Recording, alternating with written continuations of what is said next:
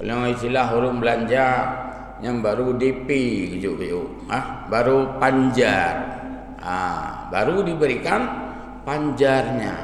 Gelantau kena pegah azab orang akhirat jadeh bu, baik fikih nak jadeh nyauranya DP bu. Azabil adna dunal azabil akbar, dan itu bukanlah azab yang besar, itu bukan makro, tapi itu adalah mikro yang hanya dirasakan oleh kita.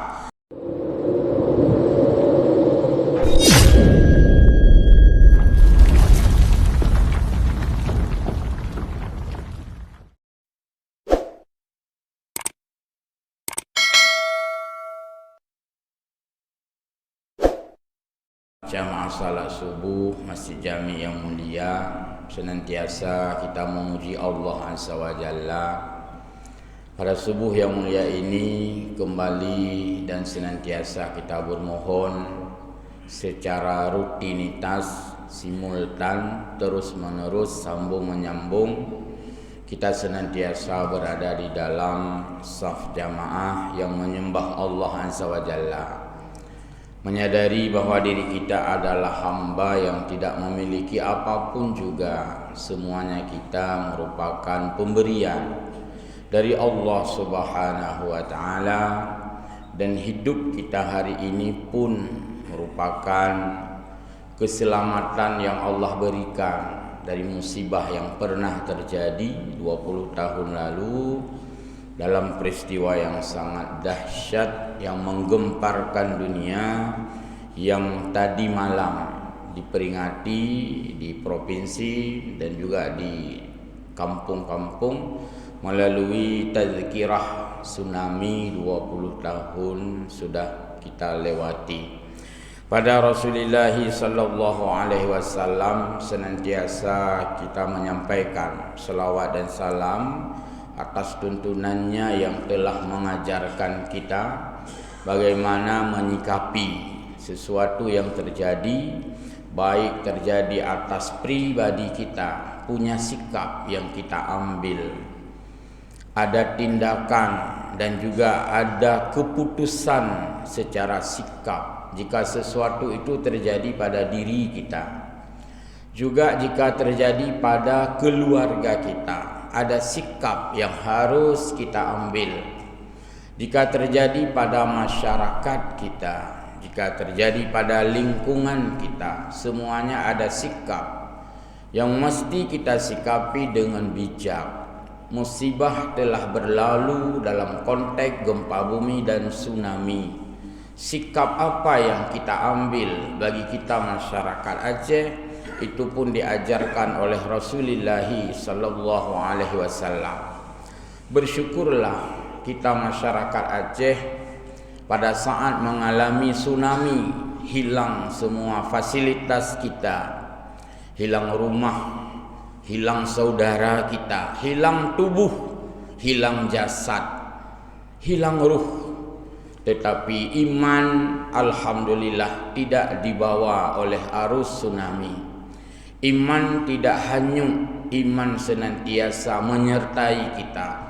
Dan ini adalah sebuah kekuatan yang Allah berikan dalam bentuk istimewanya Aceh. Tsunami yang menghancurkan seluruh bangunan infrastruktur, yang meluluh lantakkan berbagai macam bangunan fisik, jalan-jalan, rumah-rumah. Tetapi iman insya-Allah masih bisa kita pertahankan. Kembalilah kita kepada ayat Allah, la yukallifullahu nafsan illa wus'aha. Allah tidak menguji hambanya kecuali di atas takaran yang oleh hamba itu sanggup untuk menahannya. Gempa bumi itu dahsyat, tapi terukur di dalam ilmu Allah, itu sanggup dihadapi oleh masyarakat kita Aceh. Tunggu-tunggu hamba Allah jamaah salat subuh yang berbahagia, teringat dengan apa yang tadi dibacakan oleh imam kita Tengku Romi Saputra pada rakaat pertama pada surah As-Sajdah Allah berfirman, a'udzubillahi minasyaitonirrajim, walanuziqannahum minal azabil adna dunal azabil akbar la'allahum yarji'un. Maknanya adalah, kata Allah, kami berikan kepadamu azab. Bisa dalam makna musibah besar, gempa tsunami, atau bencana lainnya yang sifatnya itu sesuatu yang tidak kita inginkan. Enggak ada orang ingin dapat gempa, musibah tsunami, enggak ada. Tidak ada orang ingin miskin, karena semua kepingin kaya. Tidak ada orang ingin lemah, karena kita ingin kuat. Tidak ada orang ingin susah, padahal kita ingin senang. Jika Allah berikan susah, itu azabil adna. Jika Allah berikan bencana, azabil adna. Jika Allah berikan lemah, azabil adna. Jadi kata Allah, walanuziqannahum minal azabil adna, dan kami berikan azab kepada hamba kami, yaitu al-adna, azab yang minor, bukan azab yang manyor, azab yang mikro kecil, bukan azab yang makro besar. Jadi apapun yang diberikan di dunia oleh Allah, walau kita sudah tidak sanggup menahannya, kapuh apa tu, kamu feh, kamu kreh, tapi dalam pandangan Allah itu masih al-adna, yaitu azab yang mikro. Kalau istilah orang belanja yang baru DP baru panjar, baru diberikan panjarnya. Gelantau kena pegah azab orang akhirat jadeh baik fikir nak jadeh nyauranya DP azabil adna dunal azabil akbar, dan itu bukanlah azab yang besar, itu bukan makro, tapi itu adalah mikro yang hanya dirasakan oleh kita dengan sangat kecil dari pandangan Allah. BO tak cukup, tapi kita sudah merasakan itu dahsyat, tapi itu tetap saja adna, mikro, kecil. Dan azab yang besar adalah azab yang akan Allah berikan nanti di hari akhirat kepada orang-orang yang mengingkarinya, mengingkari Rasulnya, mengingkari agamanya, mengingkari syariatnya. Itu namanya azabil akbar. Dalam makna lain, azabil adna adalah azab di dunia. Azabil akbar, azab sesungguhnya di akhirat. Hamba Allah yang berbahagia, pada saat kita membuka lembaran-lembaran ayat Al-Quran, selalu saja Allah Subhanahu wa ta'ala mengaitkan, mengoneksikan antara azab yang Allah berikan ini dengan apa yang kita lakukan. Tidak ditemukan ayat Quran kepada orang-orang yang beriman dan beramal saleh, maka akan kami berikan azab yang pedih. Hanya ada tumung ayat kayaknya. Kepada orang-orang yang taat, kepada orang-orang yang ikhlas, akan kami berikan siksa di dunia. Hana asid, hana ayat kayaknya. Yang ada adalah selalu Allah kaitkan azab itu dengan bagaimana sepak terjang kita, bagaimana performan kita, bagaimana kinerja kita, bagaimana pekadun kita. Disitulah Allah kaitkan dengan azab. Contoh dalam Al-Quran surah Al-A'raf selain ayat tadi, walau anna ahlal qura amanu wattaqau, sekiranya penduduk negeri beriman dan bertakwa, la fatahna alaihim barakatim minas sama'i wal ard, kami akan turunkan keberkahan dari langit Dan kami akan berikan keberkahan tu dari bumi. Boh hilangin terna rahmat, apalagi di bumi ini. Kalau penduduk negeri itu beriman, kalau penduduk negeri itu bertakwa. Kenapa disebut penduduk negeri? Kenapa tidak disebutkan jika seseorang itu beriman dan bertakwa? Kenapa bukan jika seseorang?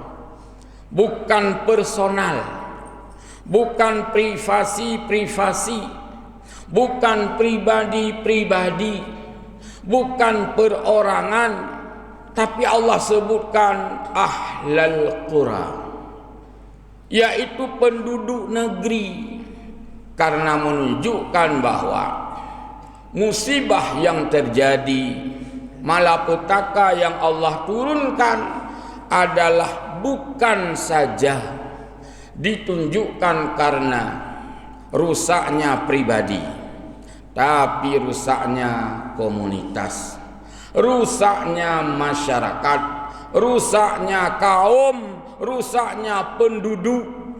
Yang namanya penduduk itu bahasanya umum, ramai penduduk. Jadi ketika orang sudah begitu ramai mendustakan ayat-ayat Allah, Allah berikan azab adna seperti dalam ayat yang kita sebutkan tadi.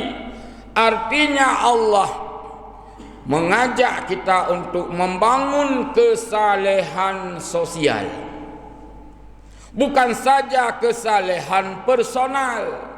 Kesalehan personal nyan tidrodro renggot lang kampung na urang dua tahun he nyan personal keun.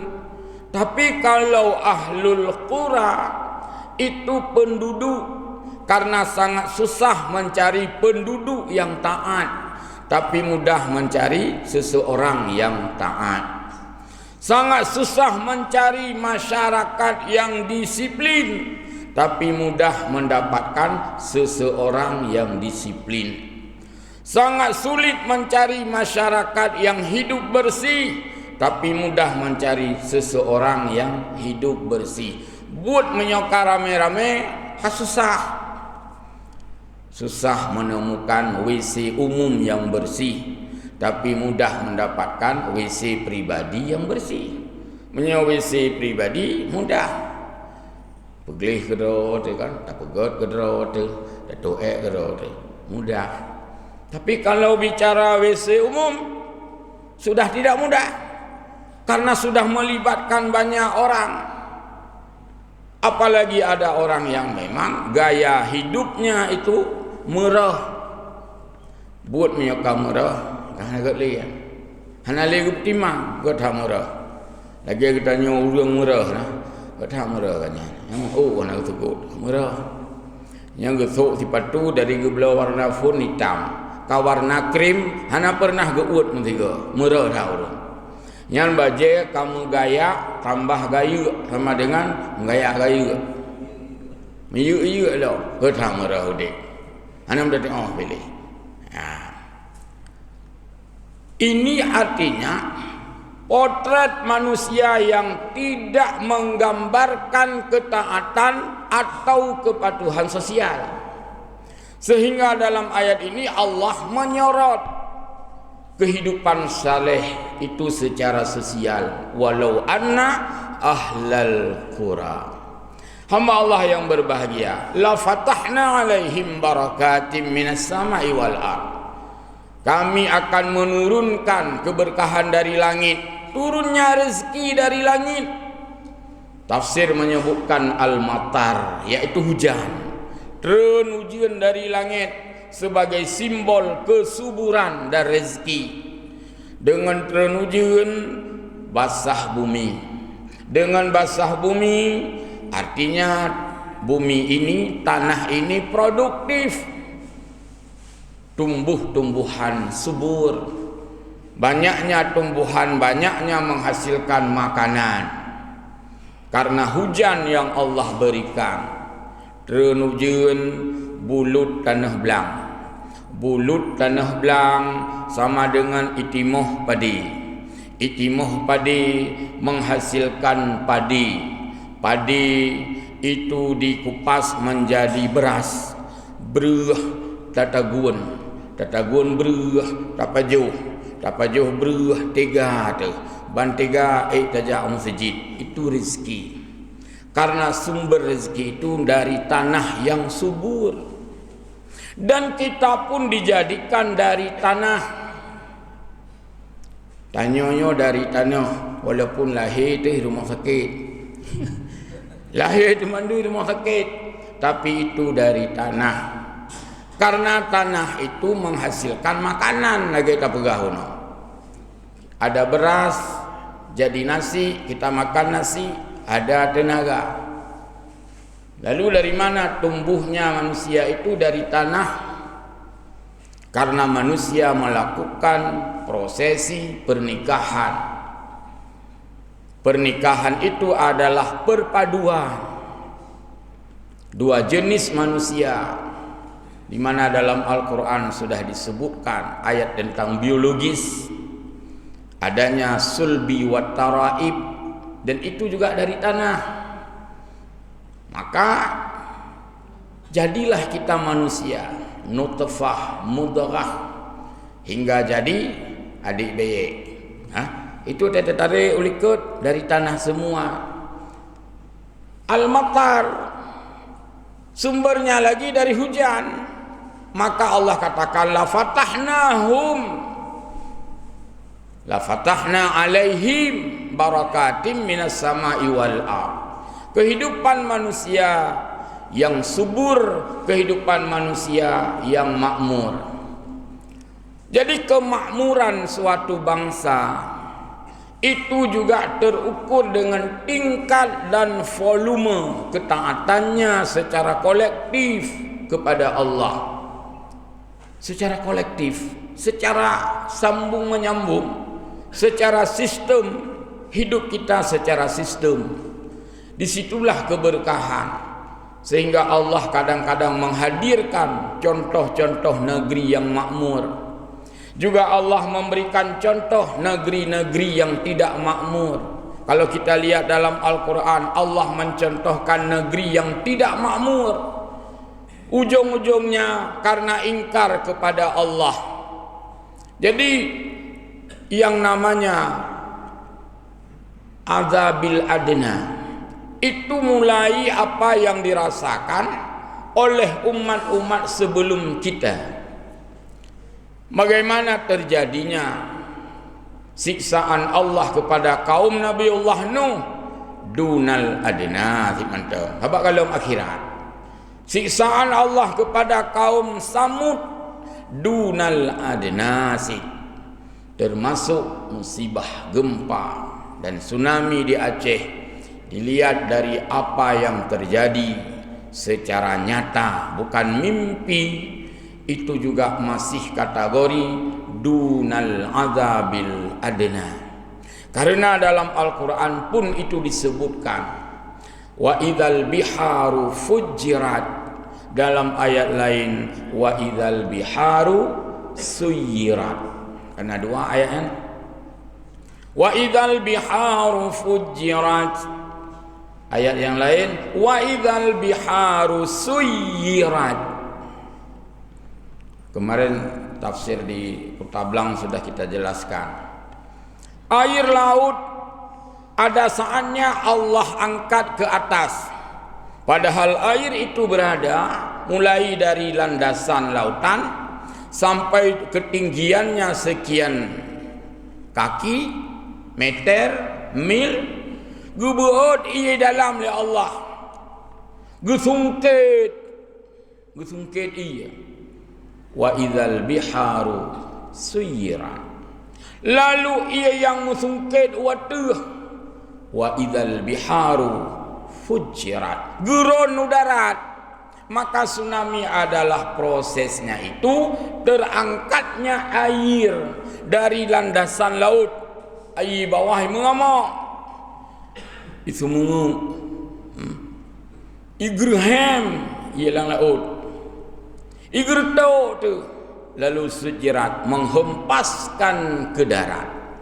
Saat itulah kita mengenal istilah tsunami. Di mana tsunami dalam kamus itu berasal dari bahasa Jepang.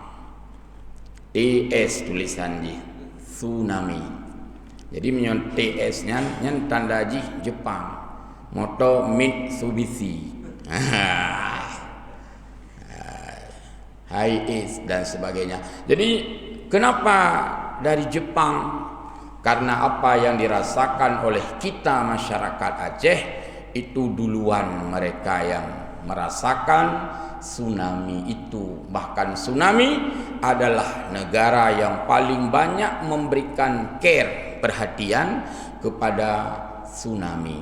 Sehingga kemarin di Banda Aceh hadir petinggi-petinggi Jepang juga ikut merayakan, bukan merayakan, memperingati tsunami itu karena memori mereka tsunami ini sama dengan kita, sama dengan masyarakat Aceh.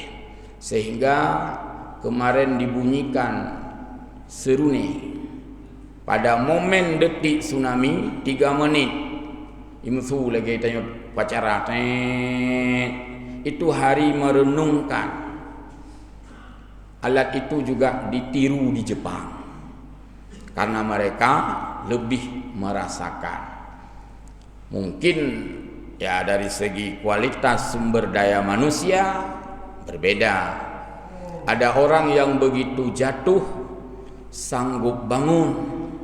Ada orang yang begitu jatuh harus dibangunkan. Ada orang yang begitu jatuh tidak bangun-bangun. Itanyo tabudah kedua tu pihak tapi alhamdulillah ada pihak lain yang membangunkan, merangkul tangan kita. Bersih lagi anak mit karubah gecok 5 bedah nya bedah peglih puyang na, maka kita nyoronyan watai jatuh juga dibangunkan. Iman bajaro tilego sempuh baje dan sebagainya. Artinya mereka memberikan bantuan sosial melalui bangunan-bangunan. Bahkan hadirnya BRR itu lantaran tsunami, Badan Rekonstruksi dan Rehabilitasi. Nyen BRR gara-gara tsunami. Hadirlah satu lembaga di Aceh. Hingga hari ini masih ada BRR itu. Artinya kita masih dalam proses membangun pasca tsunami.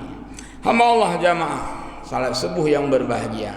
Di balik daripada peringatan tsunami yang kemarin begitu masif di seluruh Aceh, membuat zikir-zikir, renungan-renungan, tafakkur, muhasabah, semoga ini menjadi cambuk bagi kita agar senantiasa bangun untuk menegakkan iman, menegakkan ketakwaan. Semoga Allah jauhkan musibah yang sama di waktu yang lain, namun kita tidak punya daya dan upaya karena Allah punya kudrah dan iradah. Tetapi di dalam ayat-ayat Al-Quran kita sadari saja bahwa semua yang menjadikan kita menerima azab musibah atau bahkan dalam bentuk itu ujian, Allah kaitkan dengan pada ujung ayat tadi bima kanu yaksibun, dan itu lantaran ulah kita. Seolah sekiranya kita ada jaringan komunikasi langsung dengan Allah, terkira je tak pegah apa. Ya Allah, pakan nabi kelagenyan kepada kamu santang lagi gukun ya Allah. Wane lumbi lu bangkai lagi Hawaii santang lagenyan. Karena ujung ayat bima kanu yaksibun, itu lantaran ulah manusia ebit Hawaii. Jadi buat hawanyan adalah hasil penilaian kinerja. Tanya sering kita kun ke kuriang, dia kata hanagat akai bit kalake paliut, padahal hanai lake je. Takut tabah paliut kan? Tam tak peduk paliut. Itanya yang lerung kupuna peduk paliut kai lake. Jadi but lake kon dengan babah. tapi meminta dengan sikap.